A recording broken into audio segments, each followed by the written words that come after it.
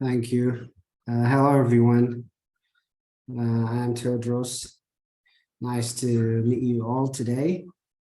So we have the next phase of discussion today, and Dr. Tigist is with us.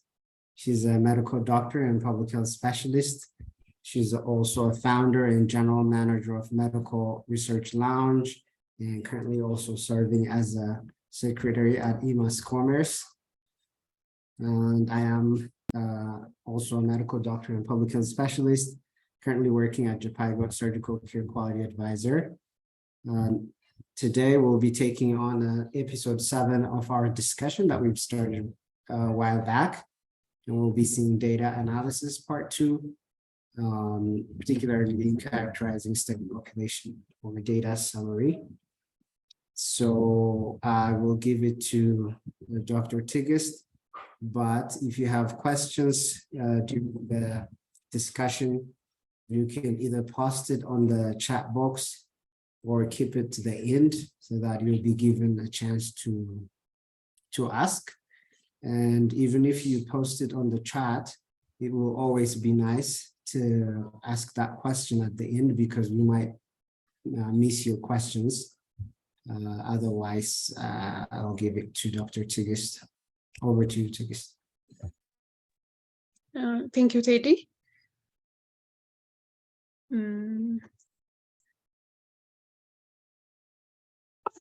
Thank you, Teddy. You can hear me, right? Yes, loud and clear. Okay, thank you, Teddy. This session is a continuation of what we have been covering over the past 6 weeks. So I think if most of you are not new to the webinar series, it is going to be easy for you to follow what we're going to talk about today. So last week we've covered about data analysis levels or steps, and in today's session, in the coming 2 sessions, we're going to see the different levels of data analysis. So just to refresh your memory, what we're doing is we're doing data analysis and research. So research is a systematic collection, analysis, and interpretation of a data to answer a certain question or a problem. So in other words, when we do research, we start with a research question or problem, we design a proposal. After that, we collect data. And after we collect data and manage our data, what we do is analyze the data so that we can get an answer to our research question.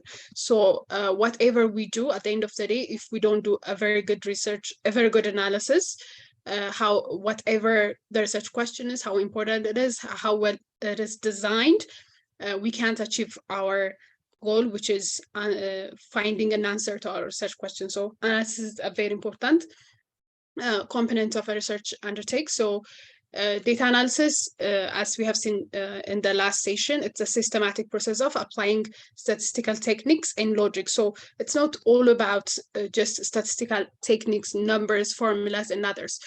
We should also apply our scientific knowledge to our data so that our research question can be answered in the most understandable and the most logical and credible way. So simply data analysis means making a meaning out of our raw data. So the process of data analysis has 3 levels or steps. The first one is describing the data. So after we collect a data, we have this raw data on our spreadsheet, on our statistical software. So what we do is we start by describing the data. So describing the data means characterizing our study population based on all the studied variables in our research, that is both the exposure and the outcome. We describe our participants, and then this is a very important part of any research. So all research types, including qualitative and quantitative, any research should start with describing the data. That means characterizing the study population. So unless we give a context for the reader that the type of population that we studied, it will be difficult for them to contextualize the result and to make inference. So we have to start with describing our data. So for this, we use descriptive analysis. So this is what we're going to see today, descriptive analysis. So the other level of data analysis next to descriptive analysis is comparing groups or comparative analysis. And the third one is building relationship, or finding the significant factors that affect our outcome. So these will be the things that we're going to cover in the subsequent sessions. Today we will see descriptive analysis. So there's a very important or key factor in any data analysis tool selection, and it is something that we apply for all levels of analysis. So there are different tools of analysis that we use in statistics, but the problem is understanding what to use and when to use. So selecting the appropriate data analysis tool is important, and that's the key for everything. After we select the proper tool, using the tool and running the analysis is simple. It's something that we can do by following a number of steps, and we're not even supposed to memorize that. So the most important thing is identifying the proper analysis tool for your study. So this depends on, for any of the levels, I'm talking about all the levels, not only descriptive, but comparative and regression analysis. It always depends on the scale of measurement of the variable that we want to analyze. Let's say I have collected information on blood pressure. So how do I analyze blood pressure? So what's my interest, whether it's descriptive, comparative, or regression analysis? To handle that variable, I have to be able to decide what scale of measurement I'm going to use for that variable. So to refresh your memory, we have covered this in the previous sessions, but just for you to summarize it, basically, we have two groups of variables. The first one is categorical or qualitative variables, and the other is numeric variables. So in categorical variables, we have two types of scale of measurement, two potential possible types of scale of measurement. The first one is nominal. Nominal is, we have the categorical responses. They don't have any natural order. So they're just a list of responses with no known natural order. So for example, gender, male and female, they don't have any sort of order. We can't say that female is higher than male, or for same works for religion and response to treatment, if it is labeled as yes and no. But sometimes our categorical response variables can have a natural order.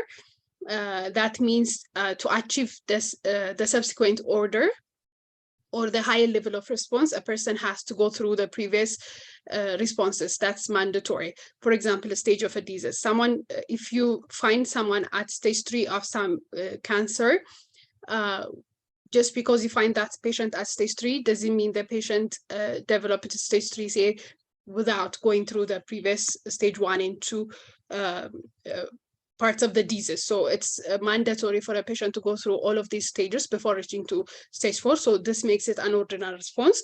It has a natural order.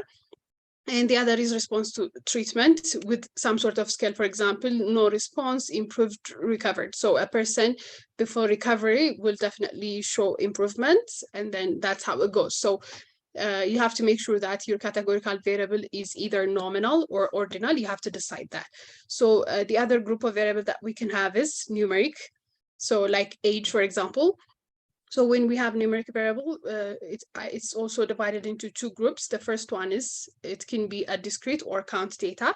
That means the responses assume only integer values, whole numbers. For example, length of hospital stay, if you are measuring it in days, you can measure it in somehow in a day and a half, stuff like that. But if you prefer to measure it in just a whole number of days, you are going to say that the patient stayed in the hospital for 1 day, 2 days, 14 days, 32 days, and stuff like that. So it doesn't assume any decimal places. So this makes it a count data.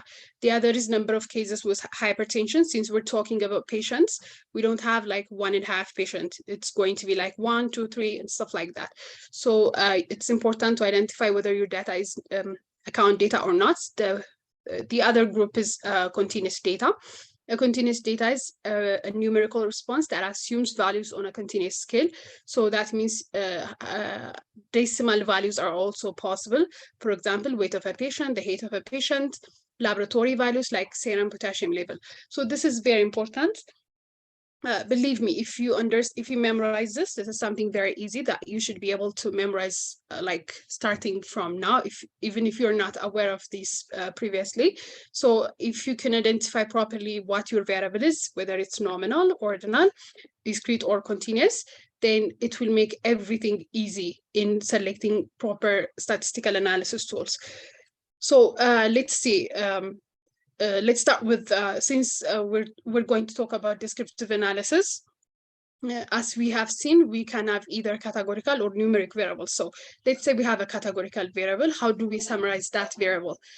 For example, let's say we have a disease outcome, which is classified as recovery or complication, just a simple nominal responses among a study population of 400. How can we summarize this finding? So if this is in some sort of statistical software or spreadsheets, we're going to have the data of the 400 population like this, just in a row, in a column, just like that. So what we want to do is we want to summarize and give a summarized response. So what are the possible ways of summarizing it? How would you like to summarize it? Maybe you can drop your answers. I'll give you 30 seconds. What are the different ways of summarizing it? How can you summarize it? You have 400 patients, you have collected data on them, whether they have recovered or complicated, and you have 400 data entry. So how can you summarize it?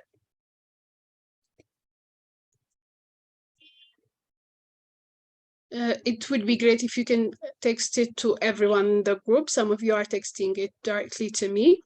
Proportion, great. What else? Frequency, okay. Okay. What else? Proportion, great. So let's start from the simplest. The first thing that we can do is we can simply put a simple count of the total responses. We can say that 250 of the patients recovered and the rest 115 complicated. So this is a simple gross number report. So we call this a simple count. But for the purpose of analysis and visualization, this may not be the most convenient way of presenting your results. So it's better to make it at a higher level of presentation. So the second higher form of presentation is you can present it as a ratio of patients who recovered to complicated. So we can present it as a ratio, recovered over complicated. We can calculate it and present it as a ratio. The other is the highest form of ratio is a proportion. A proportion is, for example, if you want to present the result for recovered, the proportion will be calculated as the number of recovered divided by the total population, which is 400 times 100%. So this is a higher form of ratio where the denominator is the entire study population rather than the other group. So you can calculate it this way. This is probably the commonest form of reporting that you have seen. That's why you have texted proportion. So when a proportion becomes more advanced and when it's presented with the dimension of time, we call it rate. So proportion is simply the percentage of response that the study population has achieved. But when we put it in a dimension of time, we call it a rate, and there are two different types of rates, prevalence and incidence rate. If you remember, I have presented it during the previous sessions. Depending on the study design that we use, the proper form of rate that we calculate differs. For example, if we're using a cross-sectional study design,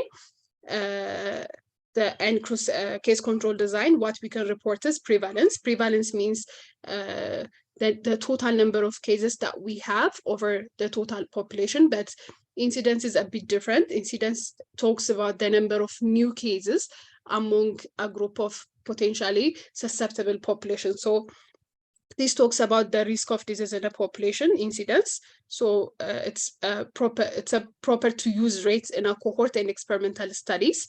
But prevalence talks about the overall burden of a disease in a given community. So it's used in case control and cross-sectional studies. If you want to further understand about prevalence and incidence rates, or in general measures of frequency, you can watch the videos on measures of frequency on Medical Research Lounge YouTube channel. So I just want to keep it short, and I just want to show you what options we have for summarizing our data and how to use it on a basis. So these are our options. So since we have two study variables, outcome variable and exposure variable. For outcome variable, the proper way to summarize it is to use a rate, whether prevalence or incidence, depending on the study data that we use. We have to summarize it using a rate. For example, let's say recovery, it's our disease outcome or our outcome variable, dependent variable. So the proper way of summarizing it is using a rate, not just a proportion. So it should be summarized using a prevalence or incidence rate, depending on the study design that we use. So the prevalence of recovery was 62.5% during the 2 months follow-up period. So we have included the dimension of time. And if it is incidence, especially incidence density, we can also express it in percent time observation. So you can refer to the video for that. So the other is exposure variables. The common trend for presenting our exposure variable is to put the simple count together with the proportion. So the proportion is a very common way of summarizing our categorical variables for a research article, but it should be accompanied by the simple count so that the reader can have a full picture of the actual number of study participants included in the study. So we should always accompany the proportion result with a simple count.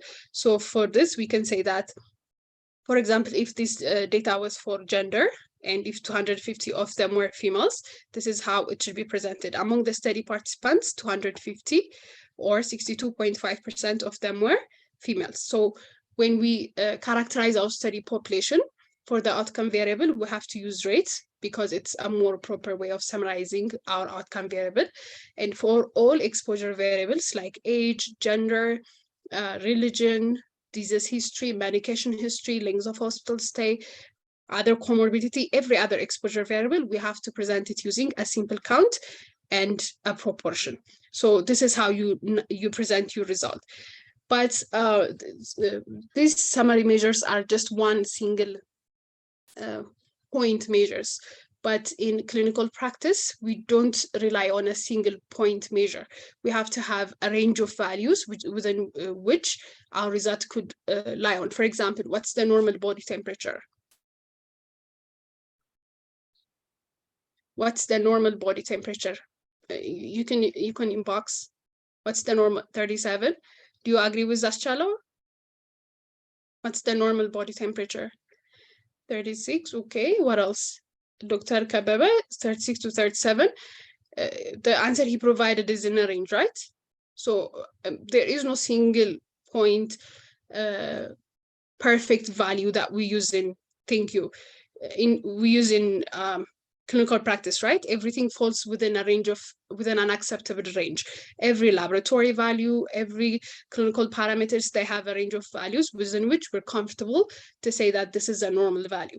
So just like that, in research, we have to have a range of values within which we're comfortable enough to say that this is the population parameter lies within this range. So every summary measure has to be presented with a range of values. So what is the range of value that can be presented together for a categorical variable? It's a confidence interval. So a range of values is always important. So it should be accompanied by confidence interval. It could be 90%, 95, or 99%, depending on the level of precision that we have selected for our study. Since the commonly used level of precision is 95%, it's a trend to present our 95% confidence interval range. But this is not a trend for exposure variable. Rather, we usually present the confidence interval for our outcome variable, not for every single exposure variables. So our outcome variable, we have presented it this way, but now since we have to accompany it with a range of acceptable values, we have to correct it this way. So the prevalence of recovery was 62.5%, and the 95 confidence interval was like this. So we should present it this way. It's all right. I'm going to show you on a spaces how to run this. So we will see it there. So it's also important to put the simple count here as well. Like the number 250 in bracket 62.5. And then we have to accompany it with a confidence interval. So among our exposure variables, if there is a very interesting, a peculiar exposure variable that we are interested in, we can accompany that variable with a 95 confidence interval. Otherwise, it's not a train to present the exposure variables in a range, rather it's the outcome variable. So when we come to the numerical variables, let's take one variable and let's see how to summarize that. So let's say we have length of hospital stay that we want to measure in days. So just like the categorical variables, first we have to find one central value, one middle point that can summarize the entire raw data. So there are different ways of finding a central value or the average value for a numerical variable. The commonly used ones are mean, median, and mode. From this, mean and median are the most frequently used ways of summarizing our data to find its central value for a numerical variable. But as just like the categorical variables, we have to accompany our result by a range of acceptable values. We just can't provide a single number. So that range of values can be obtained by assessing the degree of dispersion from the central value. There are different ways of measuring degree of dispersion from the central value. These are standard deviation, interquartile range, and variance. And from this, the commonly used ones are standard deviation and interquartile range.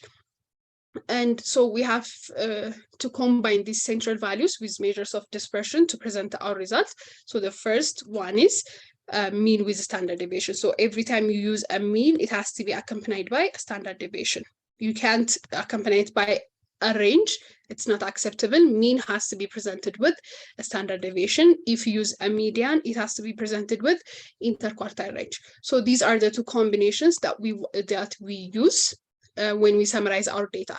So what's the criteria to use mean or median? Let's say I have the length of hospital stay here that I want to measure in days. So shall I use mean or median? What do you think? Shall I use mean or median? I have length of hospital stay.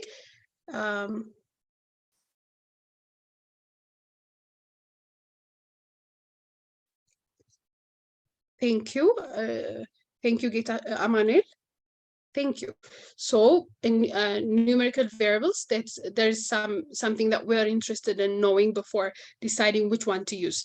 The decision depends on whether the data has a normal distribution or not. So if the variable has a normal distribution, that is a distribution of this nature, which is a bell-shaped curve, the bell-shaped curve, if we have this type of distribution, then the proper way of summarizing it is using mean with a standard deviation, because mean is a proper way of summarizing a normally distributed data. But if our variable has a skewed distribution, like something that's skewed to the right or to the left, which is not bell-shaped curve, then we have to use median with interquartile range to find the proper central measure with its dispersion.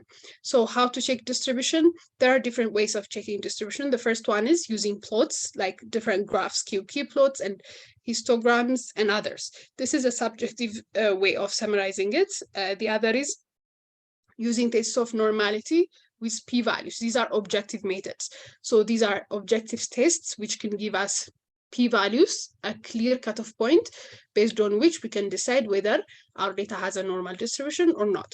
So you can use whatever method you choose, but I personally prefer to use the objective methods because this is objective and the reading doesn't vary between individual to individual because there is a clear cutoff point, a p-value, based on which we can decide whether our data has a normal distribution or not. But these plots, they are like, it depends on our observation, and they might cause, they might have difference between different observers. So I'm not a fan of plots, the subjective methods. I personally prefer to use the objective method. So that is what I'm going to show you. So the commonest or the test of normality that we use is called Kolmogorov-Smirnov test or Shapiro-Wilk test. These are tests that we can obtain from by running just one test. We can get the result for both. Again, to find the details of this, you can read on the MRL daily tips on linear regression, where you can find the details of the tests. But here I'm going to show you what the hypothesis is simply. So every test has every model assumption test, model adequacy test, they have a null and alternative hypothesis. For a normality test, the null hypothesis says that the data has a normal distribution. So normal distribution, the data has a normal distribution, and the alternative hypothesis says the data is skewed. So acceptance and rejection is based on the p-value. In null hypothesis, whatever type of hypothesis that we're dealing with, if it's a two-sided test, a p-value of greater than 0.05 means we have to accept the null hypothesis. A p-value of less than or equal to 0.05 means we have to accept the alternative hypothesis. So if our p-value is less than 0.05 or a significant p-value, that means our data is skewed. And that means it's not normally distributed. We have to use median. But if our data has a p-value of above 0.05, it's saying that we should accept the null hypothesis, which says the data has a normal distribution. So if the data has a normal distribution, we have to run mean with standard deviation. So this is the rule that we are going to follow. For details of the hypothesis, you can read on linear regression, MRL daily tips on the Telegram group. So this is the principle that we're going to follow. So let's see some spaces demonstration to make this more, to give it more sense.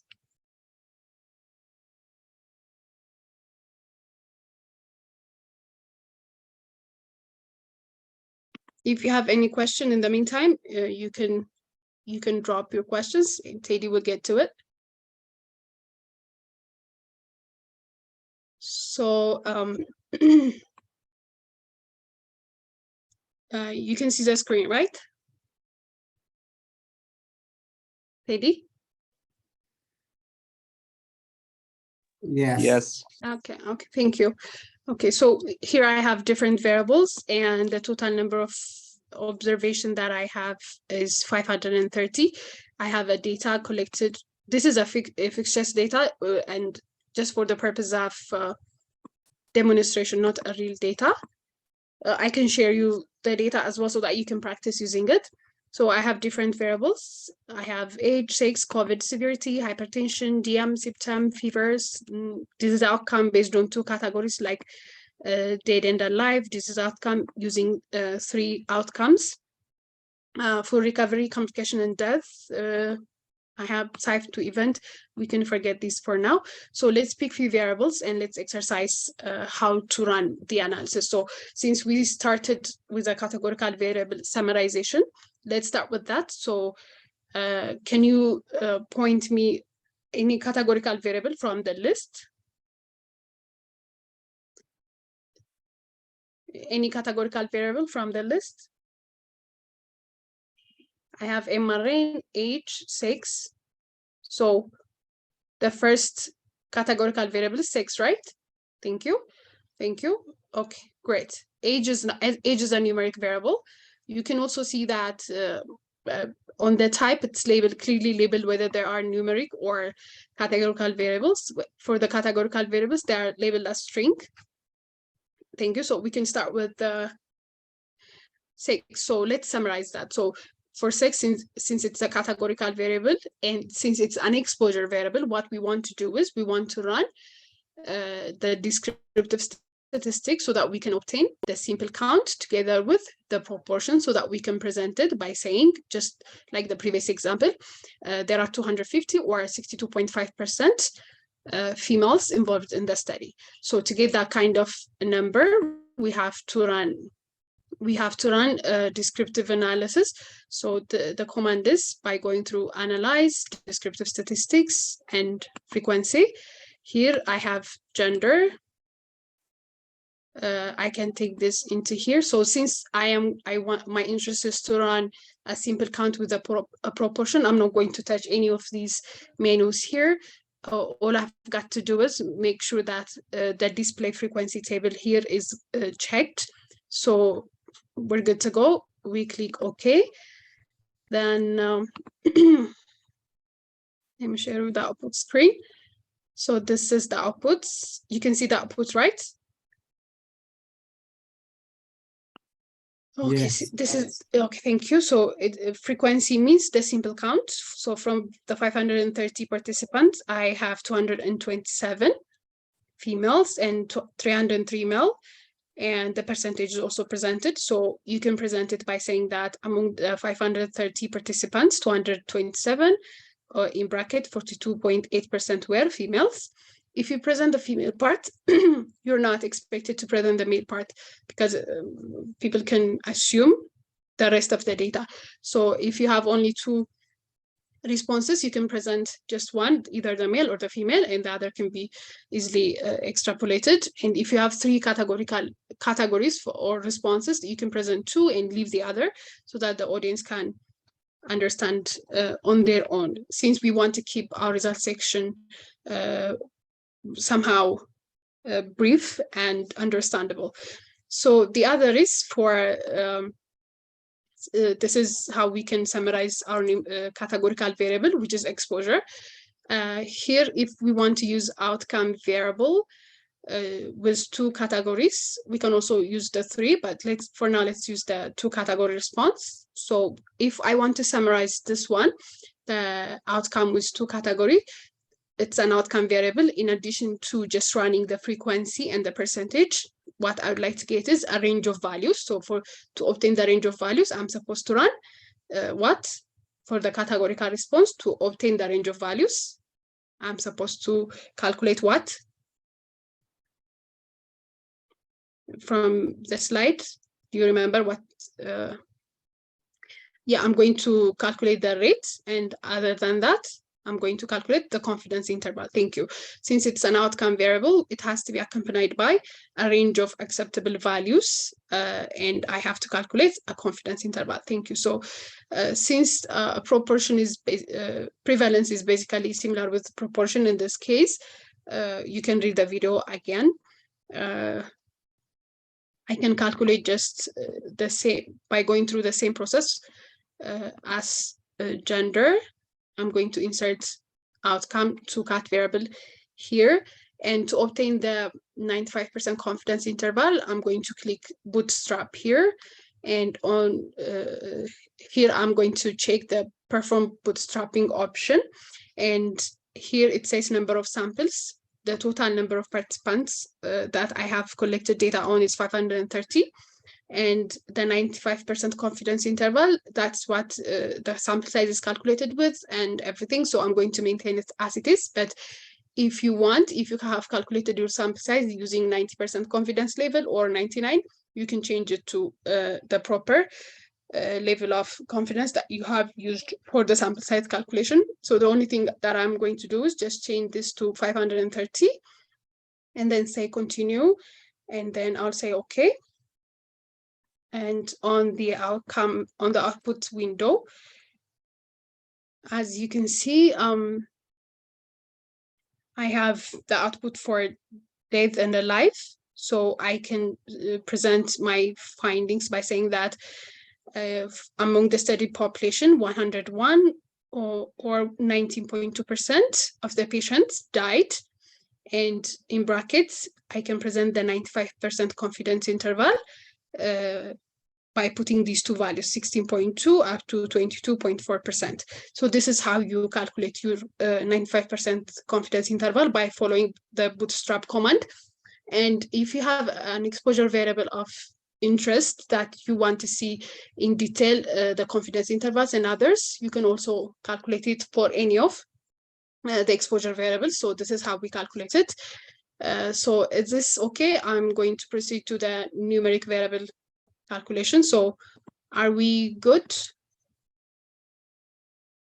Okay, if you have any question, you can drop on the chat box. So here I have for a numeric variable, I have two options of summarizing it, either using a mean with standard deviation or a median with interquartile range. So first, to decide which one to use, I have to run a normality test. So first, I'm going to run a normality test for age. So the normality test for age is going to be analyzed this way. First, we have to go to analyze, descriptive statistics, then explore. Here I'm going to enter age, and I'm going to leave the factor and other parts as it is, and I'll go to plots. On the plots, this is the normality test with plot, normality plots with tests. It will give us both the objective and subjective measures of normality. So I'm going to check that. And since we don't want the others, the box plot and the stem and leaf plot, I can unbox them just to keep my output simple. So I'll continue and then say okay.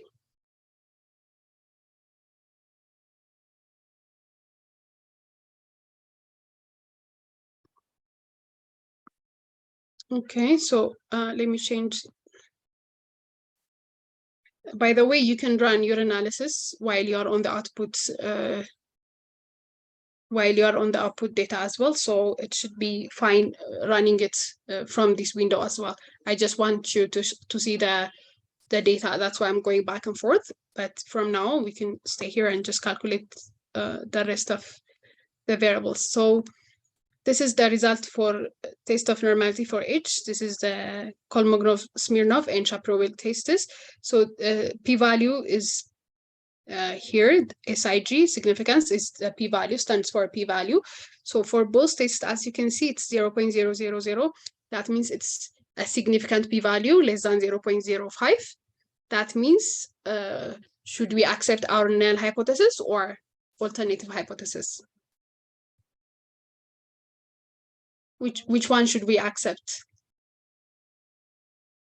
The null hypothesis or the alternative hypothesis? Okay, the alternative, great. So what does the alternative hypothesis say? What does the alternative hypothesis say?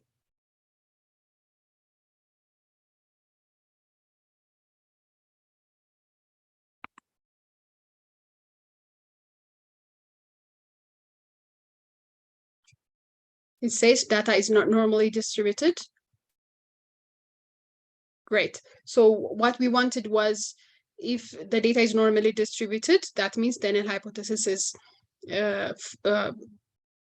fulfilled, and the null hypothesis says the data is normally distributed. So since what we have accepted is the alternative hypothesis, which is a significant value, our data is not normally distributed. So how should I summarize it?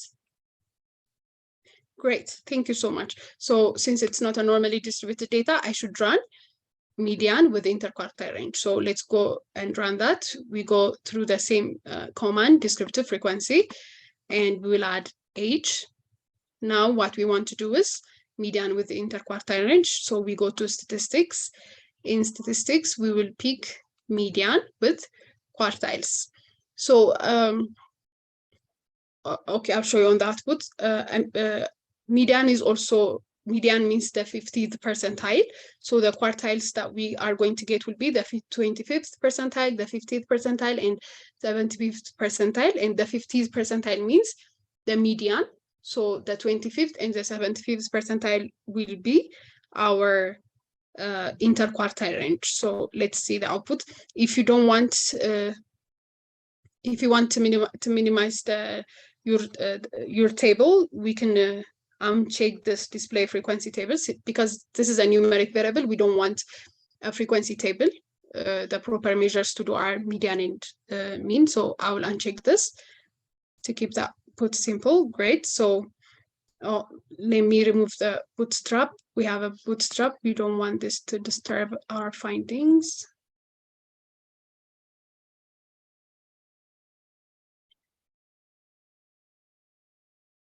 Okay. So as you can see, the median is 35. Median means the 50th percentile. So as you can also see on the 50th percentile, it says 35. So our interquartile range is 25 and 49. So we can state by saying that the median age of the participants was 35 years with interquartile range of 25 to 49.2. So this is how we present it to show you that what that median can be calculated using a percentile, another way of calculating it. Let me show you this.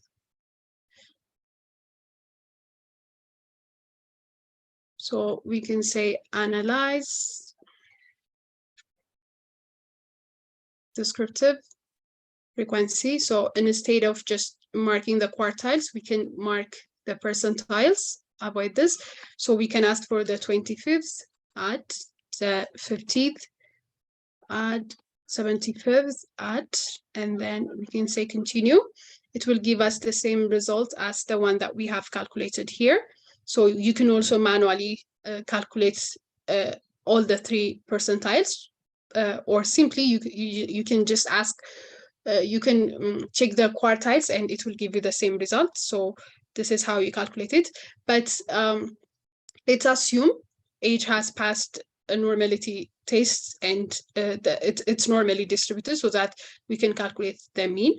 Let's see how we can calculate the mean. We go through the same process, and on statistics, we unmark these things and we mark the mean with standard deviation here. And we say continue, and it will give us the mean with a standard deviation value. So if age was normally distributed, we can present it by saying the mean age of the participants was 38.6 years, plus or minus 17.89 years. So we can present it this way. This is how you can summarize our results.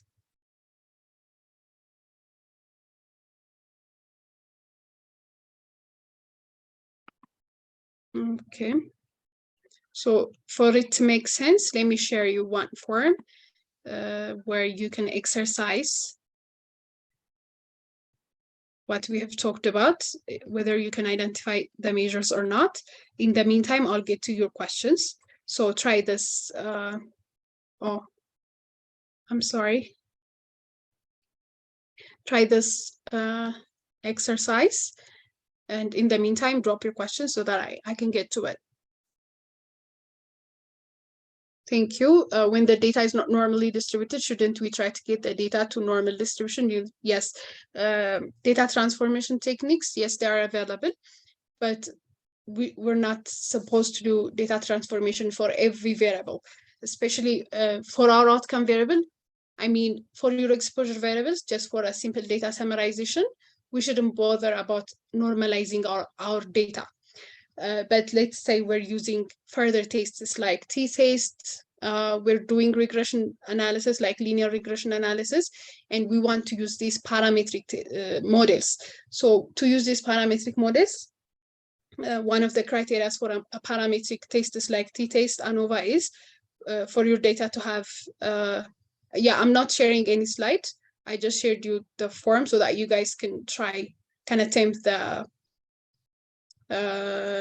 exercise. So if let's say our outcome variable has a skewed distribution, so if that's the case, it will push us to use a non-parametric tests like Mann-Whitney test, like Kruskal-Wallis, other non-parametric models. Since parametric tests have more power with more credible results, we usually prefer to stick to the parametric tests. So not to lose that test, we go and transform our data into so that it can become it can have a normal distribution. Yes, we can do that, but this is for doing a comparative analysis or regression analysis. But for just a simple data summarization, why bother going through normalizing our data when we can equally present our findings using a perfectly normal alternative for summarizing a skewed data distribution. So if Emmanuel, I think if you're going to be available in our subsequent sections, your question will be answered. Let me know if it's not clear so I can explain it again. What about any other question?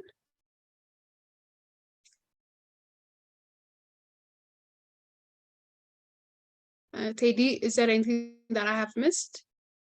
Yeah, there are a couple of more questions. Okay, you can. Okay. Tolosa said, "How can I can treat missing value after I export data from EP info to SBasis?" There are different ways of handling missing data. We have presented that in data management session. Did you attend that, Tolosa? Data management session. We have presented how to treat missing values. The video is available on the EMA website. You can access it from there. And you can also access the reading materials from the Medical Research Lounge Telegram group on data management section. We have covered that. Yeah. Okay, what else?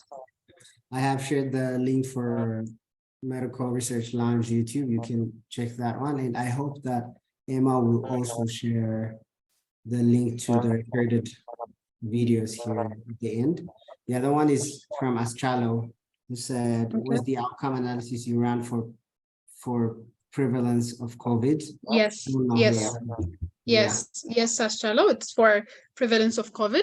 So we said it's a prevalence because it's just a one-time data, assuming that's just a cross-sectional data. Otherwise, we should calculate incidence for a cohort and other data, and you're right. Yeah, the other question is still from Astralo. It says, I think in one of your presentations, it's all about what about the range and state of IQR with median? Yeah, they are all possible, but just like our laboratory values, our physiologic range, the main central measures that we want to use is mean and median, the common ones for normally distributed and skewed data. And when we use those things, the proper range of values that we should accompany our central values is using the proper ones, and the proper ones are for median, it's interquartile range, and for mean, it's standard deviation. Otherwise, if we simply use the range, it doesn't explain our acceptable range of values for the central value that we measured using median. You can also present the range in your descriptive finding on your manuscript. That it doesn't mean it's accompanied by it's a proper range of values for median, but you can present the range as it is. You can say that the average age of or the median age of the participant was like this with the interquartile range, and you can also present the range as it is, but it's going to be redundant and it's not usually recommended to present all these things. Having median with interquartile range should be enough.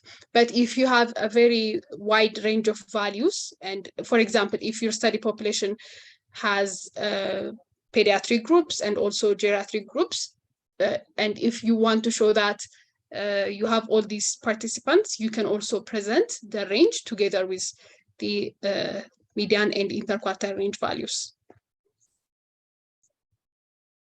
Does it make sense?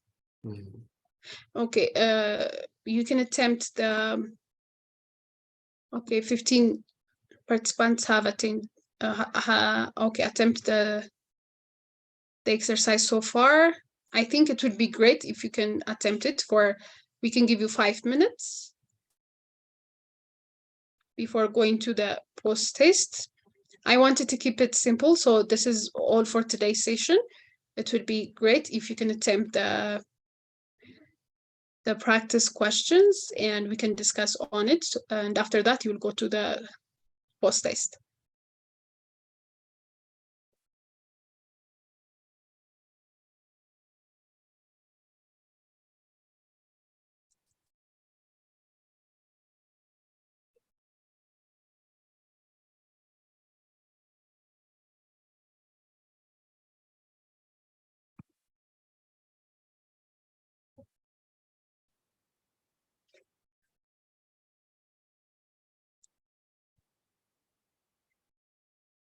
Teddy, if you have anything in the meantime, I think you can take over. Yeah, thank you. Really don't have anything else, but I am seeing something in the chat box. If it is a question, then we might need to address it. So as Chalo said, can we get the IQR directly from the output analysis? I don't get it. He's asking if we can get the interquartile range directly from the output analysis. He might ask, he might elaborate on this. Astralo, please go ahead and ask.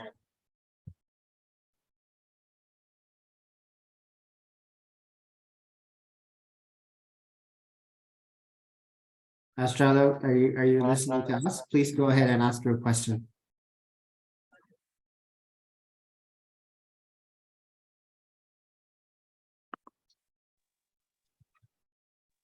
Hello?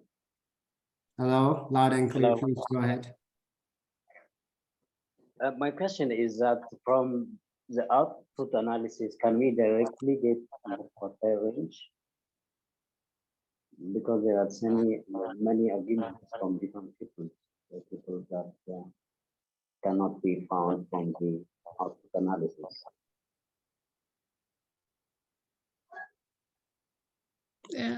Okay, did you see the output that I have shared? Yeah. Here are the interquartile range that we have calculated. And quartile range means 25th and 75th percentile. Yeah, well, what about the range for them? You can calculate the range. The range, the interquartile range, just the range. You can also calculate that by going through the same command that we have.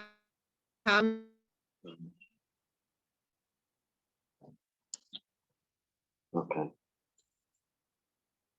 Okay, I'm sorry. You can hear me, right? Yeah. Let me show you. Yeah, you can calculate the mean, the standard deviation, so many things by following the command that I just followed. Here, as you can see, there are different options. You can calculate the mode, you can calculate minimum, maximum, the range of values. The range means the minimum and it will give you just the minimum value and the maximum value. It can also give you the range by subtracting the maximum and the minimum.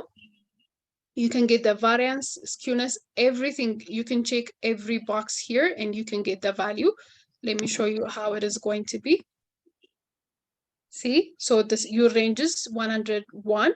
So that means the youngest is 4 years old, the oldest is 105 years old, and the range of values is 101.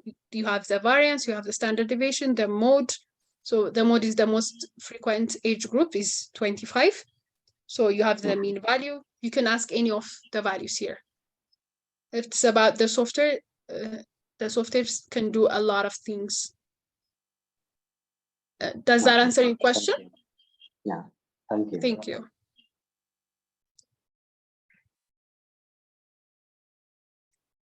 Okay, Emmanuel is asking if these lectures are available on MRL YouTube. Are those These different lectures, I think they're available on the EMA website.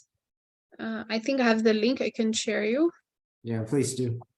Okay. That will solve a lot of problems here. Yeah, this is the link. Since this is the EMA webinar, I don't add these lectures to my YouTube channel. Rather, you can find them on the Ethiopia Medical Association websites. Here's the link. But other lectures on research method and epidemiology statistics, you can find them on the MRL YouTube channel. But this particular session will be uploaded to this channel, to this website. So some of you have tried it. Great. Most of you have performed very well. Read the questions very well. I'll keep the link open so that you can try it later too. This is just a practice quiz, not the post-test. You should be able to identify the summary measures that are presented on a given article. That's how you apply your knowledge. So maybe we can also see it together.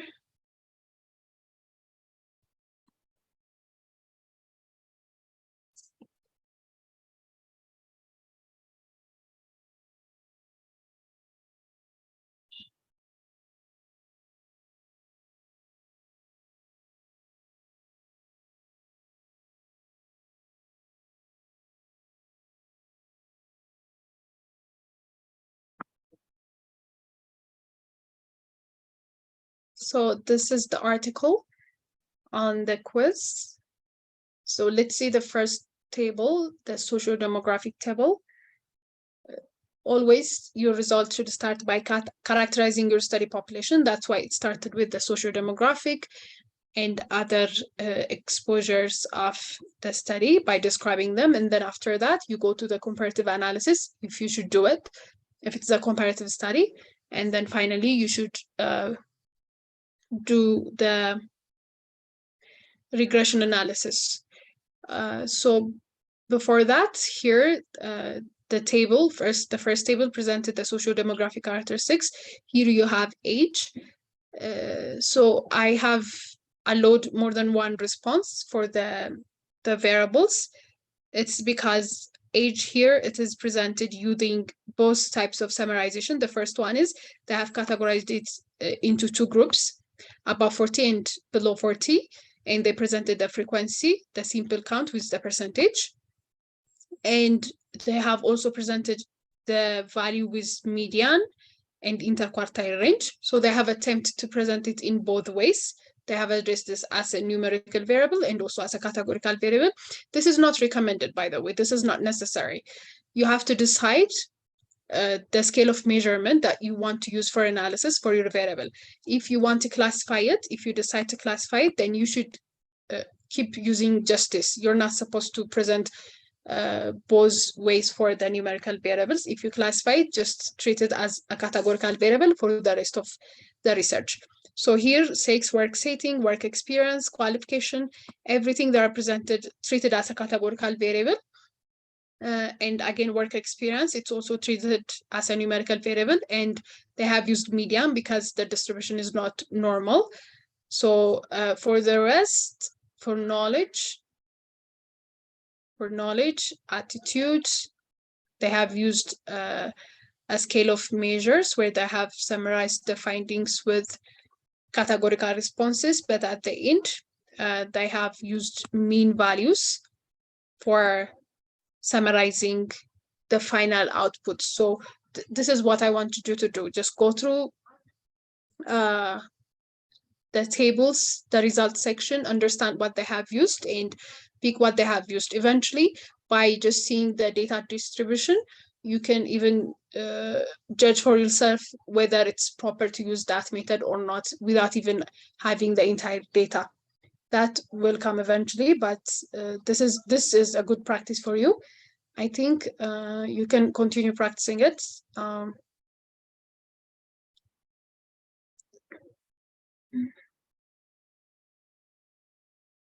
Getacho, I don't get your question. Getacho, you have asked something. Is it impossible to measure age by mean standard deviation?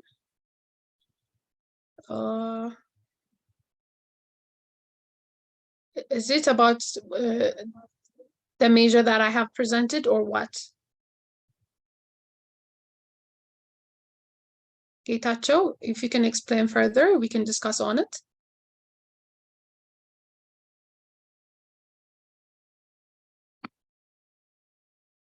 Heidi, if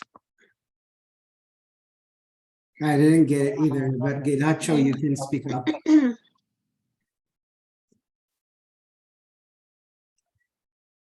So I think if you have any other question, you can keep posting it. Attempt this just for another 5 minutes, and yes, that's what I wanted to see. Yusuf, thank you. That how they have finally measured the results and others. You have to see that, and you have to decide what they have used. Yeah, if you have attempted the question, that's what I'm trying to say. Knowledge, attitude, self-efficacy, these are questions that cannot be answered with just a single question, rather a combination of questions. So they have collected the list of questions and they have finally summarized it using a mean. So it's presented that way. That's what, if you answer like this, then you will get the correct answer. Why not? Please go through the article I have attached, and if you have further questions, you can inbox me on Telegram, yes.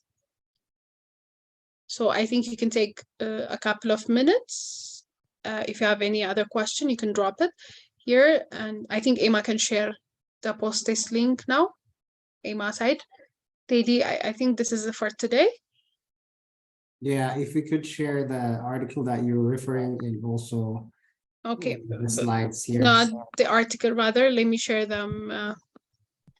The link to the practice test where they can also get the Okay. the link to the article. This is the practice form. They can access it there. So thank you so much for attending. It was very nice. Thank you. Over to you, Teddy. Yeah, thank you, Tiggy. This was interesting as usual. Thank you very much for your time and everyone else who joined us. If you have more questions, I see Salama saying that I couldn't get the article first, and I think knowledge is categorical, so did not respond as a mean. Okay. Okay, I don't think we have anything else left, but Ima has shared the post test, I guess. Yes, let us know if it is working, then we can wrap up this. If it's not working, we'll make sure that you have the working link. Otherwise, I'm also done from my side. Thank you to you once again. Any problems? Okay, does Ima has anything to say? Ima 2, I see Ima 2 is there.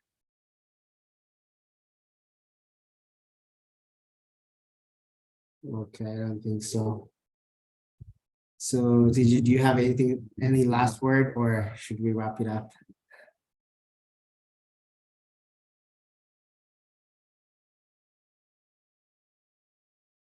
Okay, so thank you very much, everyone. And this is it. Yeah, the slides are shared as well. Please make sure to have those in the articles.